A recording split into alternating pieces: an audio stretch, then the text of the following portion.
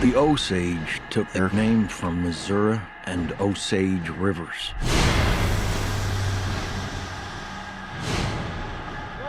Niukanska, children of the Middle Waters.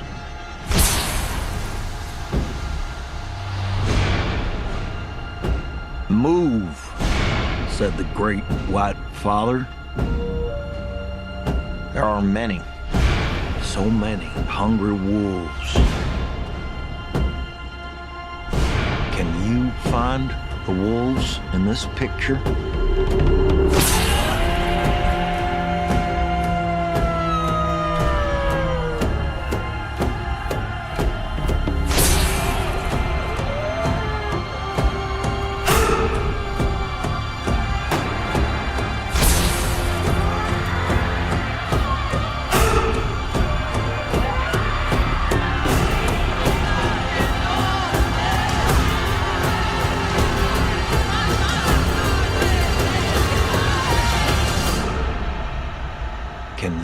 Find the wolves in this picture?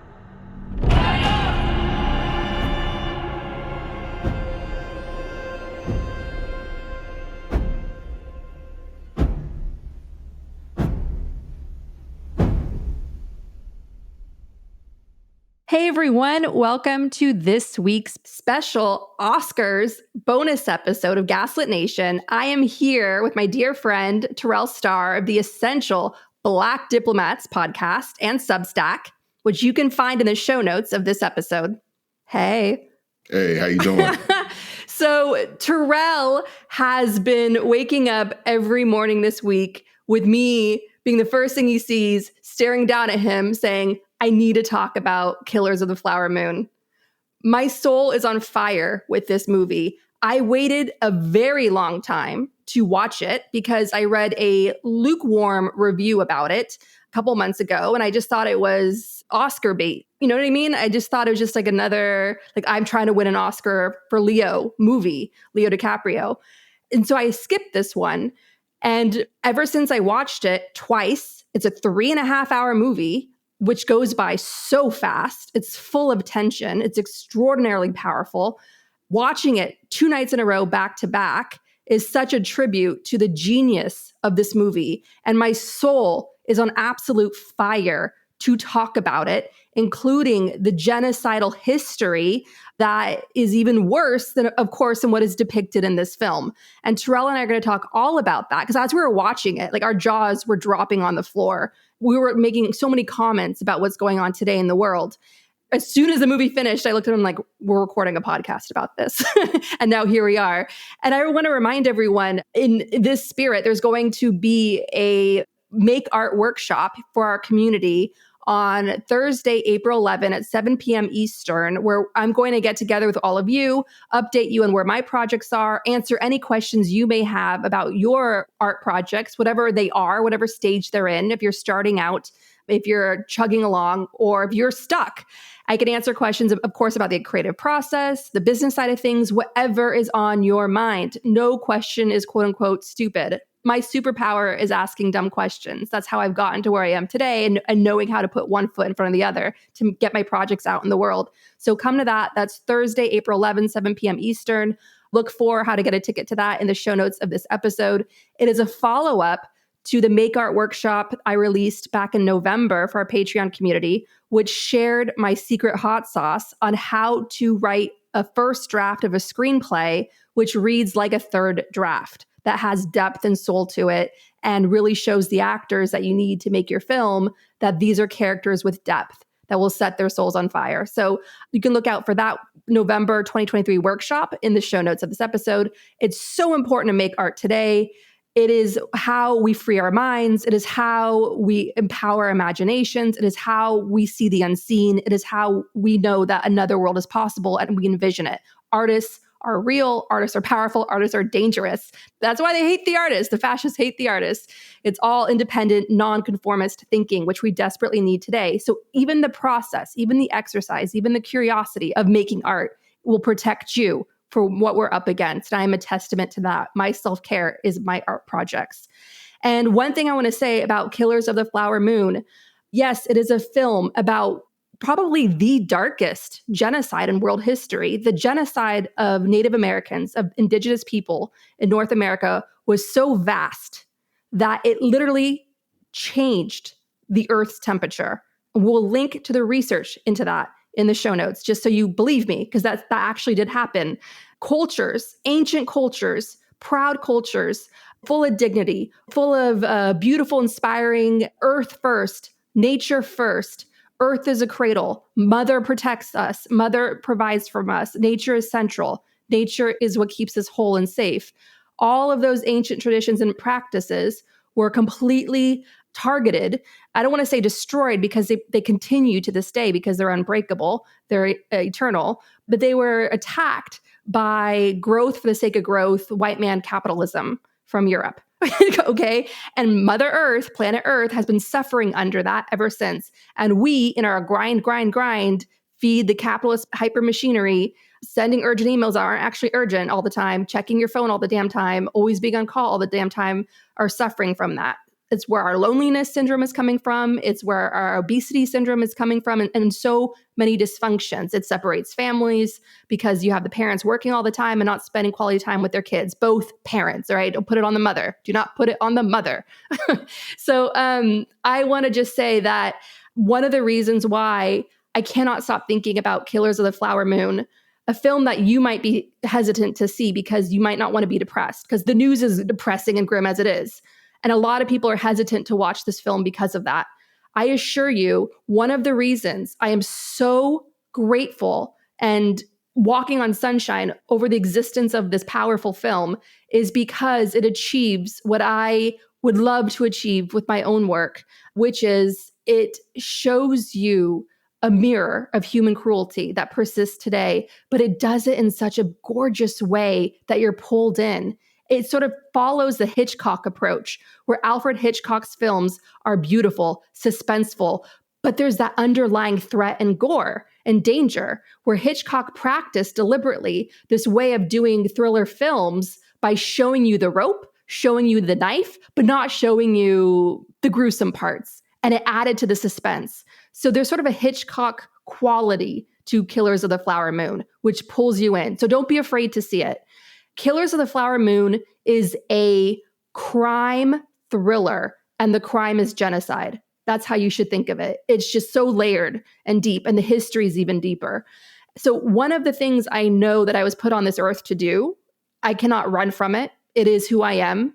It is why I was born in this place and time, and that is to be a humanitarian in the arts, to take the collective grief, the collective trauma, the collective danger that we're all together facing today, and find a way to communicate it that reminds us of our shared oneness, our empathy for ourselves and each other, being grounded in our shared humanity, because that is the key to our survival.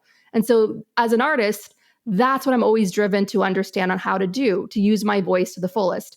And Killers of the Flower Moon is such a mentor film for me. I love it. I love it. I love it. I love it. I love it. And now we're going to get into it. What is it? It is the story. It is based on the book. Let me just pull it up here. It is based on the book, Killers of the Flower Moon, The Osage Murders and the Birth of the FBI by David Grann. It was directed by Martin Scorsese. That is significant for many reasons I'll say now, but I want to just reassure everyone, there's not going to be any spoilers in this episode. We will refer to certain scenes, but they're not going to make sense to you unless you see the film, and we're not going to be spoiling anything. So feel free to listen to this before watching it. So one thing I want to point out, we're living in a time of Trumpism. In the decades leading up to Trump, cinema in America glorified gangsters. You had, of course, the Godfather movies, and you had Goodfellas. And Martin Scorsese was a big-time masterful filmmaker who was contributing to this, I will say it, romanticizing, glorifying toxic masculinity. And while he was an extraordinary filmmaker, it's not surprising that some grab him by the pussy mafioso like Trump becomes president, because our culture was laying the groundwork and normalizing that and romanticizing that, and people want to be like that. And I know, because I've talked to Trump voters. I have phone banked made thousands of phone calls into key districts across the United States. And I get all the time young men saying, go Trump, go Trump. What, you know what I'm saying? Like, so where do you think that comes from? It comes from the larger culture normalizing mafia, toxic masculinity. And Martin Scorsese contributed to that for decades. That's just a fact. And the great Agnieszka Holland, who directed my film, Mr. Jones, she has 3 Oscar nominations. She is the elected chairwoman of the European Film Academy. She's done dozens of films. The woman has never made a bad film in her life. I watched a retrospective of her work at UC Berkeley, a film she made decades ago. They're still fresh. They're extraordinarily fresh, like they were just made yesterday. She's a genius filmmaker. She just is. Okay, that's just a fact. That's not coming from me. It's coming from her colleagues. I remember I was DMing with Adam McKay one time, and I mentioned that before I was making my movie that I was working with Agnieszka, and he's like, "Oh my God, Agnieszka Holland! Agnieszka Holland is a filmmaker's filmmaker." And the words that came out of her mouth when we met up after Trump had come to power in 2016 with the Kremlin's help, Agnieszka Holland herself said to me, "Look at the culture. Look at House of Cards," which she was directing episodes of. But she's like, look at the larger culture. For decades, all of America's movies, Hollywood has been glorifying toxic masculinity, glorifying criminals. What do you expect? And so, yes, culture is powerful. Culture matters. Culture plants seeds for good or bad. And Martin Scorsese's contribution to that has bothered some people. Boots Riley, who, to be clear, I don't agree with him on some things. He's spread disinformation, misinformation on Ukraine. But Boots Riley made a point that Martin Scorsese redeemed himself when it came to Killers of the Flower Moon, because he put in such great care and sensitivity to really holding up a mirror to America today and its genocidal history. I want to just say again, no one should be shocked with the horror we're living with today in this country, where our democracy is on the brink, because the forces we're up against today in this 2024 election, that is what founded our country. That is what founded our country. And Killers of the Flower Moon reminds you of that. It is the story of the Osage people. They were an indigenous tribe in America that were forced onto bad land in Oklahoma. They were forced out of Kansas and sent to a reservation by the U.S. government in Oklahoma. They were defeated. They were occupied. Their land was occupied. They were defeated. And so the occupying powers, the United States government, forced them onto land in Oklahoma that they thought was essentially worthless. Well, it turns out that land had oil on it, making the Osage people the richest people in the world. And they lived like such a rich, luxurious lifestyle. They had a Tiffany's, the jeweler, Tiffany's outpost like next to their land, so they could shop for jewels. That's how rich they were. They had white servants, white chauffeurs, and so many luxury cars for that time and planes, and they were living large. And by living large, what does that mean? They became targets of what else? Vulture capitalism through white people who are the dominant power, right? The white supremacy power structure, which runs our economy and all industries and all factors of life in the United States, all right? So the white people came a praying for their money. And Killers of the Flower Moon shows, it's based on a true story of Molly Kyle, a Osage woman who marries a charming white man played by Leonardo DiCaprio, the real villain. His name was Ernest Burkhart, and he was the nephew of William King Hale, who was a cattle rancher that was the king. Like his middle name was King, and he called himself the king. He was what Donald Trump and the Trumps are to Brighton Beach or to Little Moscow, Florida. That's what William Hale was to the white folks of this Osage country area in Oklahoma. William Hale had everybody in his pocket. He was massively rich. He was incredibly charming. He bought his way to all sorts of societal influence.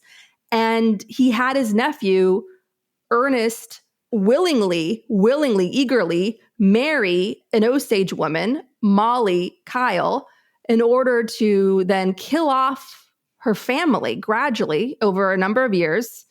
And that would then put Ernest in line to inherit all of her wealth.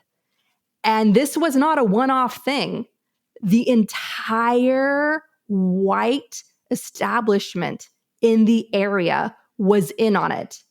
There were dozens of murders of Osage people for their land rights, known as head rights. And on top of that, given that the Osage people were the defeated, occupied people by the United States government, even though they had struck it rich with oil, the United States government, being a vulture capitalist government, found a way to force the Osage people to ensure that the white people controlled their wealth.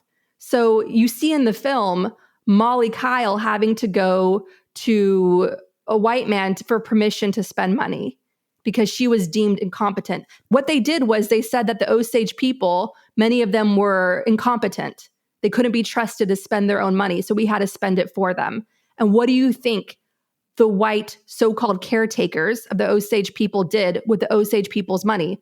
They spent it themselves. They stole it. They stole it.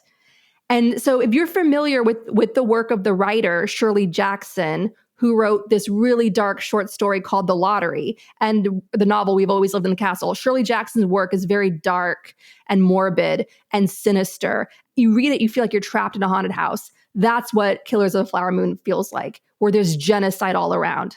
And on top of that, the Osage themselves, you see glimpses of their proud culture, but you also see their failing health, how they're plagued by diabetes.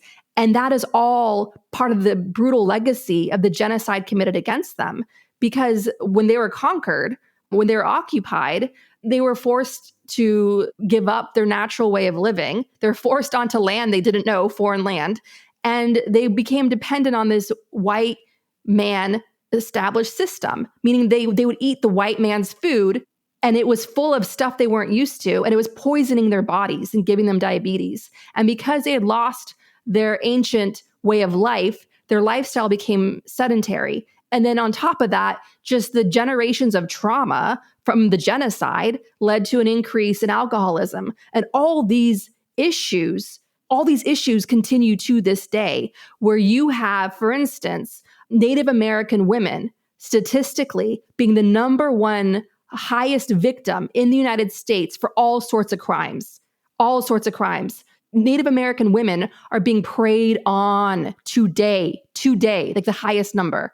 It's very important that we understand that the genocide continues to this day.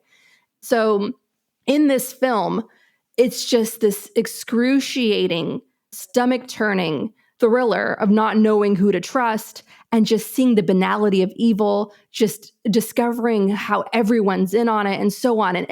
And then you have this big discovery, as the title of the book itself, The Killers of the Flower Moon, reminds us. Here comes this new group of lawmen known as the Bureau of Investigation. They're a brand new group that would become the FBI, established by a young J. Edgar Hoover. And I'm not giving anything away here because this is, again, in the title of the book. Killers of the Flower Moon is a story of not just the genocide, but the establishment of the FBI. And that itself is a fascinating thread, which wasn't explored enough in the film. But you do see this group of lawmen come into town, and it's good. It's really good. I watched this movie twice for a reason. Before I give it to Terrell, I want to just remind longtime Gaslit Nation listeners, over the years, you have heard me yell at Robert Mueller, yell at Christopher Wray, yell at all of the men and women in the FBI and in the DOJ who thought that they could make a deal with thugged out Russian oligarchs like Oleg Deripaska. There's even a Gaslit Nation t-shirt on our merch page that says, you can't make a deal with the guy who won the aluminum wars of the car bomb 1990s. You just can't. And I would always say over the years that our FBI is full of Boy Scouts. I would use that all the time. Boy Scouts, Boy Scouts. That was just my instinct because I was looking at how they were operating, like naively trying to negotiate with the Russian mafia and getting played by them over and over and over again. So it's no surprise that a Russian mafia asset becomes president of the United States on their watch, right? So you heard me say, these Boy Scouts, the FBI, these Boy Scouts. Well, guess what? I learned from researching Killers of the Flower Moon that a young J. Edgar Hoover, who established the FBI, he intentionally hired FBI agents and set the tone for the FBI to be based on the Boy Scouts. So I was right on this entire time. I was like, damn it, it's Boy Scouts versus the Russian mafia. Yeah, because that's a fact. That is exactly how the FBI was set up. And so Killers of the Flower Moon shows that in this case, the Bureau for Investigation did not use Boy Scouts to go into Osage County and see why all these Native Americans were ending up dead, sometimes brutally murdered. Instead, they used a group of Nazi hunters, toughened, gritty lawmen who had seen some things. And that made all the difference. And I think it's an important reminder that you need, in a time of genocide, you need Nazi hunters like Ulysses S. Grant, like the lawmen who you see in the film and in the book that go on to finally solve this crime and get the bad guys. It's really, really cathartic to watch. If they could do it then, they could do it today. We just need a certain type of person and power and to inspire and encourage those types of people to get into the system and take it over and be the new power to reform it for good and to protect us all urgently today from the growing genocides that we're all facing. So that is my long-held diary entry that I've been wanting to share with you all about this film that has absolutely changed so much about how I see so many things. And I'm so extraordinarily grateful for it and everybody that went into making it. All right, Terrell, thank you, my friend, for letting me rant. So one of the things that I got out of the film was how subtle the brutality was. And so the films that we've been watching together over the past months, it has resulted in some type of physical violence where someone is just beaten up. These people were killed, right? Definitely. They were shot in the head, all those types of things. And it's a different type of violence from a war. It's a different type of violence that is different from vigilante violence. This is the type of violence that can only be executed by white men against non-white people. And in the grand scheme of things, it can go on for years and years and years. And another layer to it that I found really unique was that you had all of these indigenous people who are marrying these white men. And the number one question is why? And the senior mother or the woman within that tribe, she mentioned this point that, our blood is just becoming whiter and whiter. And so they're essentially wiping us out. But I'm really very much interested in just the psychology of that all. It makes me think about the ways in which white people, especially during that time, infiltrated communities. Obviously, it was for the money. But, in Oklahoma, you also had Tulsa, and, white and black was just completely separated. And we clearly see in this film and in the history of this all that wasn't necessarily the case with this group of people. And so I'm interested in, what were black people thinking about this whole dynamic, who are observing this? Were they warned in any way?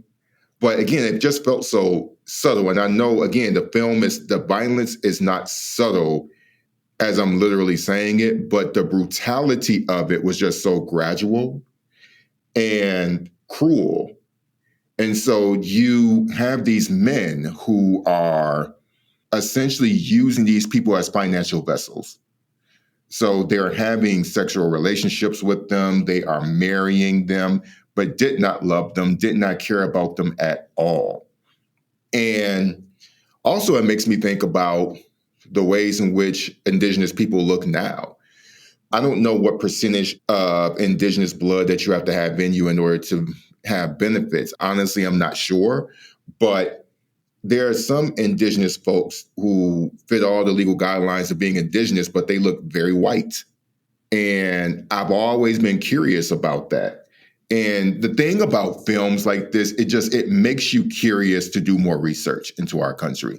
I think that's the greatest benefit of it. And so that's why I would encourage anyone to look at it, or any film that's well done as this. They're not documentaries, but what they're supposed to do is they are staying as close to the spirit of the truth as possible. And they're supposed to make us dig further into ourselves and dig further into our history. I bet you people like Ron DeSantis would hate for this film to be shown in theaters, right? Forget about the schools, but this type of work really makes you think critically about our past. And it should. And the way that it was done, I think it shows you the power of film. And it makes you take things to the next level in ways that a history book wouldn't.